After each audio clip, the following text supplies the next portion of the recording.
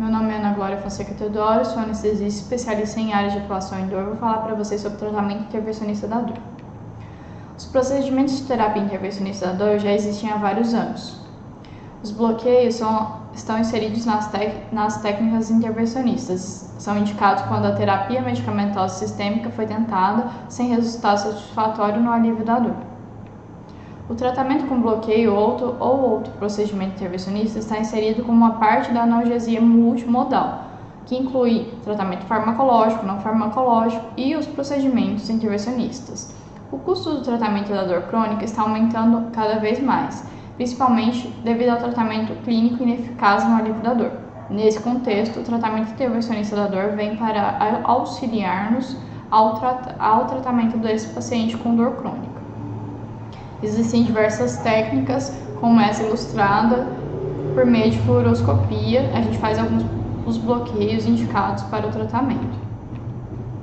Então a gente tem a dor crônica, o tratamento não farmacológico, o tratamento farmacológico e como opção adicional os bloqueios intervencionistas. A gente tem a escala da OMS para o tratamento da dor. A gente percebe que quando a gente tem uma dor refratária ao tratamento farmacológico, os procedimentos intervencionistas são incluídos como opção terapêutica.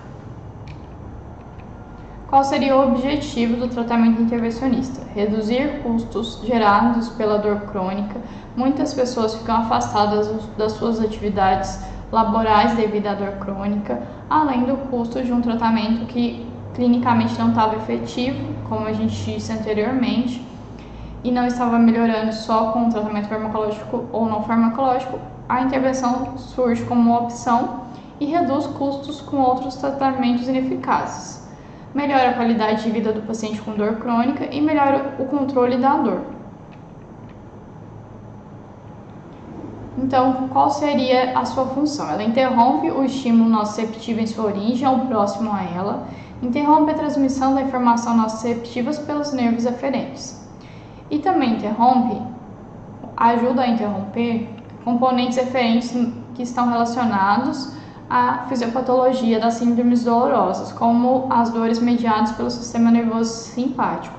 Então, ela age interrompendo o sinal doloroso em diversos pontos, tanto as vias nociceptivas aferentes, também atua em mecanismos eferentes relacionados à fisiopatologia da síndrome dolorosa.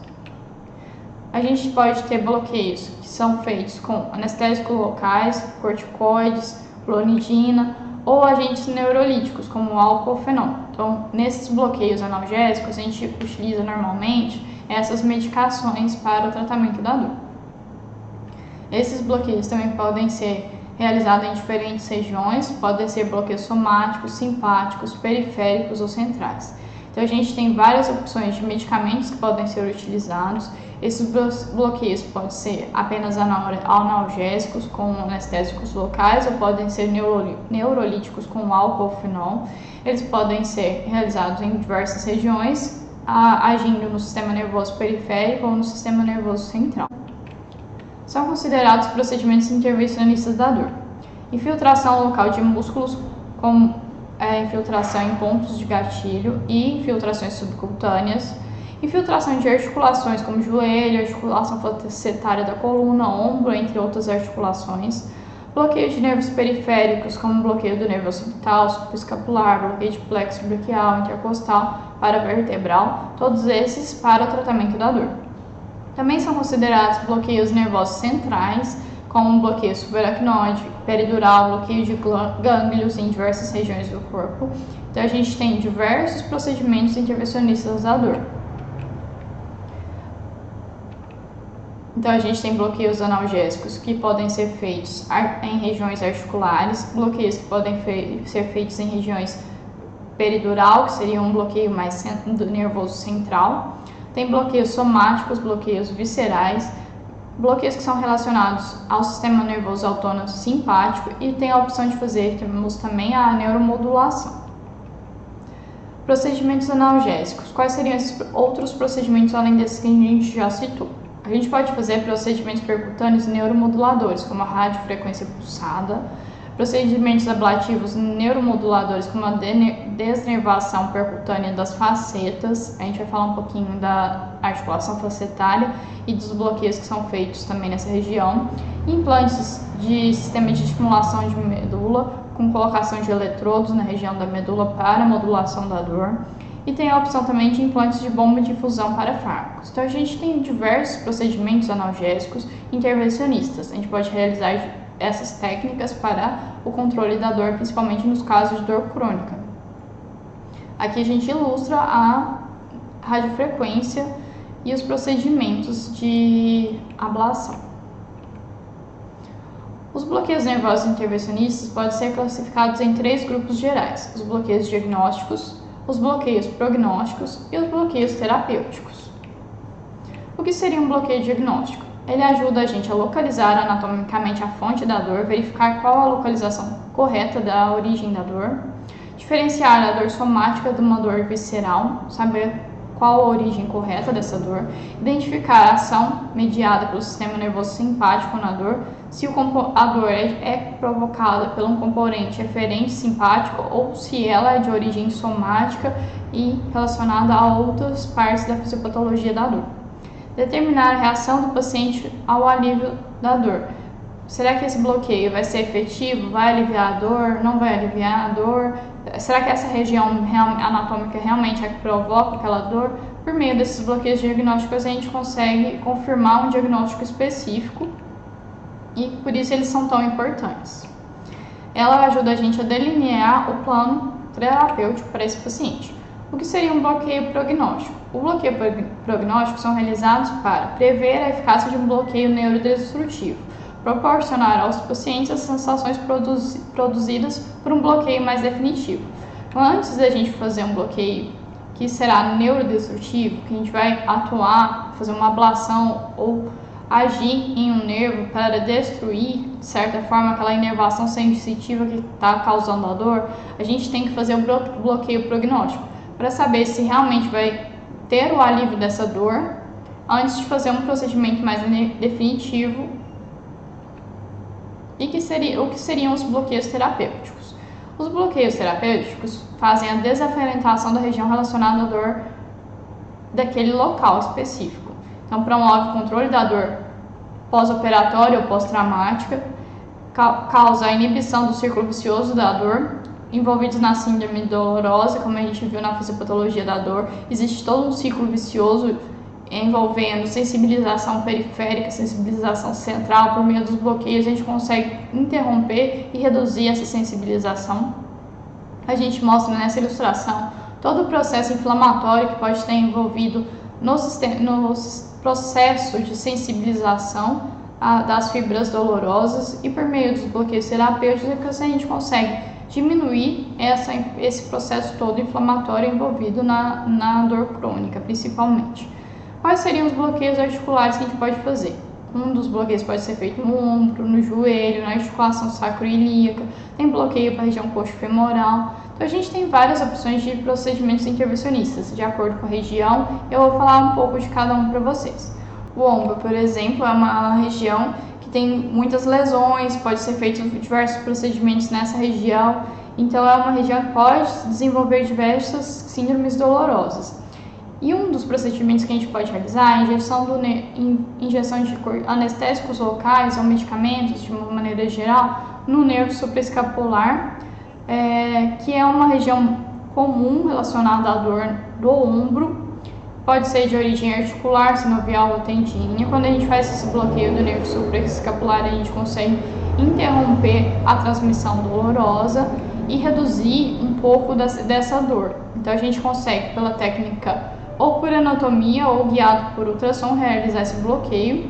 A gente consegue visualizar ele na região em cima da escápula e jogar um anestésico mais próximo à região da dor. Então a gente consegue aliviar e interromper a transmissão dolorosa e amenizar esses quadros dolorosos relacionados a lesões em região do ombro. No joelho, também é uma região muito envolvida a diversas queixas dolorosas. A gente pode ter lesão traumática, lesão de menisco, ligamento, tendinopatia, sinovite, artrose, derrames articulares nessa região do joelho. Então a gente tem diversas causas que podem levar a desenvolvimento de dor crônica. E mesmo com todas as técnicas de abordagem cirúrgicas e medidas conservadoras, restam pacientes que mantêm dor pós-procedimentos. E essas pessoas que têm essa dor pós-procedimento têm como opção realizar procedimentos intervencionistas no joelho para redução da dor. Uma das opções para alívio da dor em região de joelho é o bloqueio geniculado. A gente consegue ver a região óssea do joelho e identificar algumas regiões, a artéria próximo aos nervos geniculados, e injetar o anestésico bem próximo ao nervo e assim amenizar a dor relacionada a lesões articulares do joelho.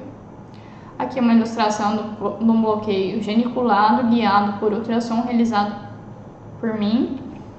A gente tem diversos bloqueios que a gente realiza utilizando a fluoroscopia. Esses bloqueios, como exemplo, a gente vai falar de bloqueios na sacroiliaca, que a gente joga o anestésico bem próximo à articulação sacroiliaca. Esses procedimentos são guiados por fluoroscopia. E como seria? Essa dor articular da sacroiliaca é uma condição às vezes muito desafiadora. Afeta 15 a 25% dos pacientes com dor lombar. Então, às vezes a dor lombar não é de origem de hérnia de disco lombar ou acometimentos da coluna. É um acometimento na região da sacroiliaca. Tem que sempre pensar nessa opção terapêutica. É difícil às vezes de distinguir de outras causas de dor na junção lombo-sacra. Como eu disse para vocês, muitas vezes a gente confunde a causa da dor de origem lombar e considera o tratamento para causas de alterações na coluna e não na articulação da sacroiliaca. É uma dor que acomete principalmente a região do sacro, nádegas e a região posterior da coxa. É muito difícil essa dor de origem sacroiliaca ir abaixo da região do joelho. Geralmente essa dor fica localizada entre a nádega, a região posterior da coxa até a região do joelho. E geralmente existe uma dor mais unilateral. A injeção intraarticular na sacroiliaca com anestésico esteroide promove um alívio importante dessas dores de origem sacroiliaca.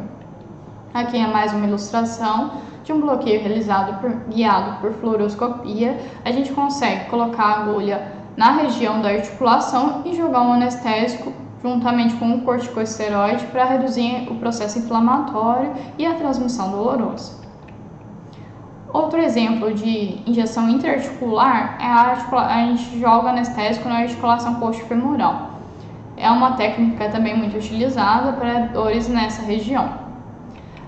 Outra opção que a gente tem é o bloqueio peridural. Qual seria a função e como seria esse bloqueio? A injeção peridural de corticoide tem um objetivo: colocar o anestésico nas proximidades das raízes nervosas inflamadas e, por meio desse mecanismo, inibir a síntese de substâncias pró-inflamatórias. Assim, a infiltração de corticosteroides como a betametasona reduz a liberação de substâncias pró-inflamatórias e reduz a liberação de substância P. Como a gente vê nessa gravura, a lesão e a fisiopatologia da dor envolve diversos processos inflamatórios, com liberação de diversas citocinas e liberação de neurotransmissores como a substância P.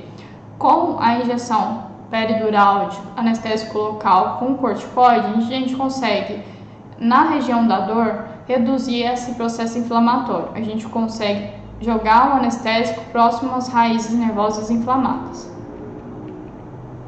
Aqui tem uma ilustração mostrando a localização do espaço peridural, onde a gente vai jogar ou colocar esse anestésico local juntamente com o corticosteroide.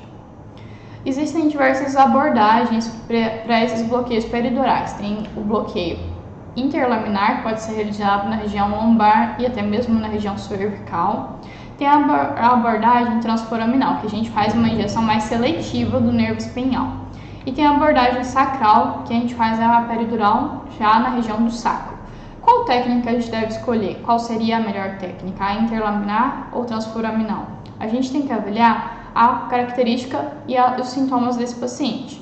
Se o paciente tem sintomas unilaterais, A gente vai fazer uma abordagem transforaminal porque a gente faz uma injeção seletiva do nervo espinhal e joga o anestésico mais próximo à região da raiz inflamada.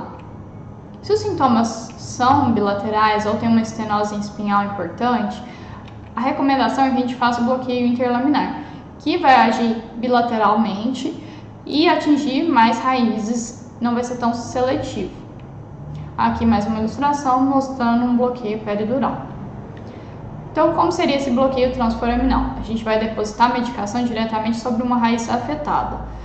A concentração máxima do fármaco vai estar sobre a área afetada, então a gente consegue localizar o anestésico na região que mais precisa dele. A gente coloca o anestésico juntamente com o corticosteroide para desinflamar e dessensibilizar aquela raiz que está sendo afetada pela doença e pela dor. A gente consegue, dessa forma, fazer um volume menor de medicação e doses menores, já que a gente está fazendo um bloqueio diretamente sobre a raiz acometida. Aqui a gente tem ilustrações mostrando onde a gente vai posicionar nossa agulha para a realização do bloqueio. A gente consegue ver as vértebras e a gente tem um desenho que é conhecido como Scott Dog.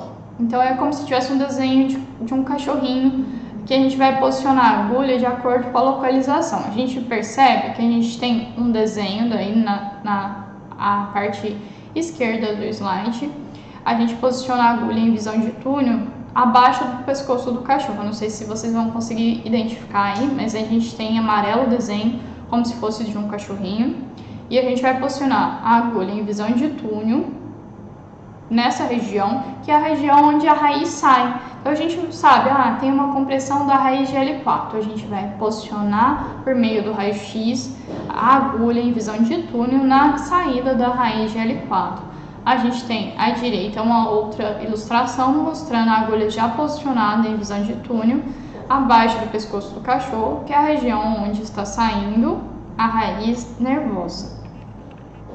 Então, bloqueio transforaminal, outra ilustração para a gente ver. Aqui, nesses bloqueios, a gente tem o hábito de fazer um pouco de contraste para verificar se a localização da agulha está correta. E quando a localização está correta, a gente observa que o contraste cora a raiz nervosa e a gente observa a raiz saindo pelo seu trajeto. A gente consegue ver isso nessas duas imagens. E como seria o bloqueio peridural sacral? A gente faz esse bloqueio na região do sacro e joga um volume maior de anestésico para poder abranger uma região maior, e por meio desse bloqueio a gente pega raízes sacrais e lombares e promove uma analgesia, porque a gente faz um processo de dessensibilização das raízes nervosas, jogando o anestésico mais próximo a essa região. Se a gente lembrar, o anestésico bloqueia a transmissão nervosa, reduz a sua transmissão e alivia a dor. Como seriam os bloqueios na articulação facetária? Injeção intraarticular na articulação facetária ou bloqueio do ramo medial que inerva essa região. Ela é indicada para dor por patologia na articulação da faceta, que está na coluna vertebral. As injeções intraarticulares são mais frequentes, realizadas para o alívio de dor aguda. E após um bloqueio de ramo mediano diagnóstico, como a gente falou sobre os bloqueios diagnósticos, se esse bloqueio diagnóstico foi bem sucedido, promoveu um alívio da dor, a gente pode fazer um alívio prolongado dessa dor por bloqueios com maior duração. Como a gente fazer esses bloqueios de maior duração? Pela ablação por radiofrequência do nervo do ramo medial. Então esse ramo medial faz a inervação sensitiva da faceta. E pela radiofrequência a gente consegue fazer a ablação desse nervo. E o bloqueio dura mais tempo, chega a ter uma duração de 12 meses, 24 meses, com o alívio da dor. Então a gente tem técnicas de bloqueio para aliviar a dor por um período bem prolongado. Aqui a gente tem ilustrações mostrando onde é feito o bloqueio facetário. A gente viu em slides anteriores a ilustração mostrando o Scott Dog. A gente consegue ver regiões da vértebra por meio da escopia. E assim a gente consegue posicionar a nossa agulha em regiões específicas. A gente coloca a agulha, como a gente fala, em visão de túnel, ela fica aparecendo apenas um ponto na região que a gente quer jogar o anestésico. Nessa ilustração, a gente está com a agulha posicionada na faceta, que seria uma região aproximada do olho do cachorrinho do Scott Dog. Então, a gente vai conseguir posicionar nossa agulha, tendo como referência a vértebra e o Scott Dog, que é uma forma que a gente ilustrativa e mais simples de falar, para a gente poder localizar onde a gente deve colocar a agulha. A gente tem diversos bloqueios somáticos para alívio da dor, como o bloqueio intercostal. A gente vai falar sobre as indicações e quando eles são usados. Os bloqueios dos nervos intercostais são úteis no alívio da dor de seguintes condições. Por exemplo, fratura de costela, luxação de articulação postcondral, no caso de herpes zoster agudo ou neuralgia pós-herpética, dor pós-operatória por toracotomia, esternotomia ou cirurgias abdominais superiores, dor crônica relacionada ao nervo intercostal, dor relacionada ao câncer da parede torácica. Então, a gente tem diversas indicações para realizar esse bloqueio intercostal e ele é muito efetivo para o alívio da dor dessas causas. Então, a gente tem aqui uma ilustração mostrando como esse bloqueio pode ser feito. Geralmente, ele é feito guiado por ultrassom. A gente tem imagens das costelas e a gente consegue, na parte inferior dessas costelas, pegar o feixe nervoso. Sempre ficar atento, porque esse feixe nervoso está próximo a vasos. A gente deve fazer aos nossos bloqueios com muita cautela para não fazer injeção intravascular inadvertida. Outro bloqueio somático utilizado é o bloqueio occipital. Ele é utilizado no diagnóstico de alguns tipos de cefaleia. O bloqueio do nervo occipital desempenha um papel diagnóstico na neuralgia occipital e cefaleia de origem cervicogênica, e também para outras causas de dores de cabeça. Na falha desses bloqueios, a gente deve pensar em outras causas, né? E a gente geralmente usa o bloqueio como uma técnica alternativa quando o tratamento conservador houve falha. Então, se o tratamento com fármacos não houve resposta, a gente pode pensar na opção intervenção. E quando o bloqueio foi realizado, mas não foi efetivo, a gente deve pensar em outras causas para essa dor. Aqui a gente tem uma ilustração demonstrando como pode ser feito o bloqueio occipital. Ele é feito na região do occipito, né? A gente consegue ver na imagem à direita a região aproximada onde estão os nervos. A gente sabe que dores de cabeça nessa região occipital podem ser causadas por esse nervo ou por causa cervicogênica. Então, a gente usa esse bloqueio para amenizar a dor, interromper a transmissão dolorosa nessa região e avaliar a resposta desse paciente. Ele também pode ser feito guiado por ultrassom ou por anatomia. A gente tem à esquerda uma ilustração de uma imagem de ultrassom que guia a agulha de uma forma mais precisa. A gente tem opções de bloqueios simpáticos.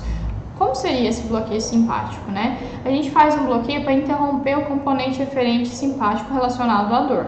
Um dos bloqueios realizados é o bloqueio do gânglio estrelado. O bloqueio do gânglio estrelado é um procedimento diagnóstico e pode ser terapêutico utilizado para a dor neuropática simpaticamente mantida no membro superior. Então, todas as dores que acometem o membro superior e que têm componentes simpáticos envolvidos, a gente pode amenizar essa dor por meio do bloqueio do gânglio estrelado. É uma técnica relativamente segura e eficaz para pacientes que têm essas dores neuropáticas que não responderam à farmacoterapia. Aqui a gente tem uma ilustração mostrando a região onde esse bloqueio é feito. Esse bloqueio guiado por ultrassom, a gente vê que o gânglio estrelado encontra-se anterior e lateral ao sétimo corpo vertebral. A gente consegue ver na imagem à esquerda o sétimo corpo vertebral, a gente visualiza a carótida e a musculatura. Logo abaixo da carótida, próximo à parte muscular, a gente consegue localizar o gânglio estrelado. E com o ultrassom a gente guia nossa agulha de uma forma precisa para essa região.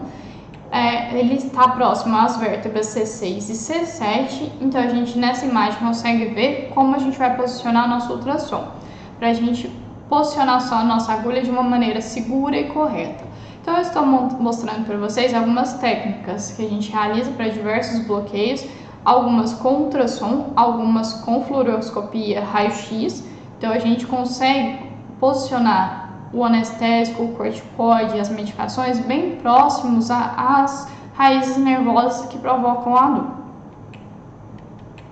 Então a gente tem, além desse bloqueio do gânglio estriado, outras opções, como o bloqueio simpático lombar, e tem várias síndromes de dor que se beneficiam pelo esse bloqueio simpático lombar. Quais seriam essas síndromes? A síndrome de dor complexa regional, que acomete os membros inferiores, a dor de membro fantasma, às vezes pós-amputações de membros inferiores, principalmente, neuropatias periféricas, herpes zoster agudo e neuralgia pós-herpética que acomete essas regiões, condições circulatórias de membros inferiores também podem se beneficiar com bloqueio simpático lombar. Por exemplo, casos de pacientes com aterosclerose importante, com dor em repouso, claudicação, úlceras crônicas com quadros dolorosos bem ativos. A gente pode fazer o bloqueio para amenizar a dor. Lembrando que o tratamento efetivo para esses quadros circulatórios deve ser feito por um cirurgião vascular. A gente atua apenas amenizando a dor provocada por essa comorbidade. Aqui a gente tem uma ilustração como é feito o bloqueio simpático lombar. Nesse caso, a gente vê que ele é realizado por raio-x. A gente viu anteriormente o bloqueio do gânglio estrelado guiado por ultrassom. Agora a gente está vendo um outro bloqueio simpático guiado por escopia, fluoroscopia. A gente posiciona a nossa agulha numa região específica e a gente sempre testa para ter certeza se a agulha está bem posicionada, não está bem posicionada, usando contraste. Então a gente consegue ver na imagem inferior que o contraste foi injetado e ele dispersou corretamente na parte anterior das vértebras da região lombar. A gente tem bloqueio para a dor visceral. Quais seriam alguns exemplos desses bloqueios? A gente tem, por exemplo, o bloqueio do plexo celíaco. O plexo celíaco ele inerva diversas regiões, como pâncreas, fígado, vesícula biliar, estômago, até a porção transversa do colo. Então a gente tem fibras aferentes de dor que são encaminhadas através do plexo de celíaco, então essas fibras estão chegando por meio desse plexo. A dor originada dessas estruturas pode ser potencialmente aliviada por meio do bloqueio, tanto do plexo celíaco ou do nervo esplânico. E uma das indicações principais para esse bloqueio é o câncer de pâncreas. É a indicação mais comum para a gente realizar o bloqueio de plexo celíaco. Como seria esse bloqueio? A gente tem algumas ilustrações para a gente demonstrar como é feito. Ele pode ser feito guiado por fluoroscopia, também pode ser feito guiado por tomografia. E a gente tem aqui umas ilustrações de tomografia com o posicionamento da agulha na região onde está o plexo. O plexo fica muito próximo à aorta, então a agulha deve ser guiada com cautela e tem as contraindicações relacionadas à técnica. Sempre lembrar que a gente tem que ter cautela durante os procedimentos de intervenção. A gente mostra na imagem à direita aqui do slide o posicionamento das agulhas, aproximadamente ficam nessa região, formando como se fosse um triângulo. A gente faz bilateral, posiciona a agulha na região próxima à aorta onde está o plexo, coloca o anestésico juntamente com o corticosteroide para aliviar as dores provocadas por essa inervação visceral.